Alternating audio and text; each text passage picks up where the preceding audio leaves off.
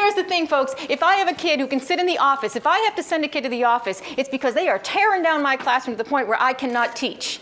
And that's called a high-level tier 2. I will be able to manage every behavior in my classroom unless it's a high-level tier 2. And a tier 2 means that I cannot teach around it. It means that you have shut down instruction. That's it. When you have shut down instruction, if I have exhausted all of my resources, I have to temporarily remove you from the classroom, I will. But if you go to the office and you are sitting on the bench, waiting to be seen by the miracle worker in the administrator's office, it's going to make you behave. Yeah, they got nothing either. and here's what happens to them. Here's what happens. Those kids sometimes do it on purpose.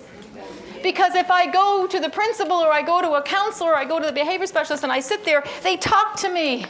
And that's what I wanted. You do need that. Do you need that interaction? Absolutely. But timing is everything.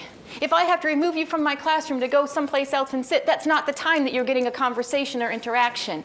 That might come at another time. Right now, you're sitting there because you've disrupted my classroom. End of story. Our timing, we got to be careful with that. And our poor administrators sometimes are like kind of, feel who's on the bench, who do I need to see, what's the triage unit? So they're talking to the child, and maybe they're getting some good results, but the timing's terrible because it's right after I had to kick you out. So just think about that. If a kid can sit on the bench in the office and wait to be seen by someone for their behavior, then they can sit in my classroom and wait to be seen. Even if you're doing nothing.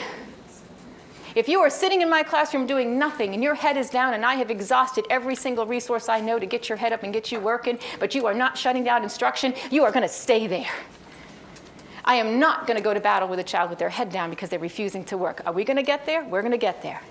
But I'm the one in control. And I'll continue to teach my class. If I say, he's not working, take him out, I have now given up all my personal power.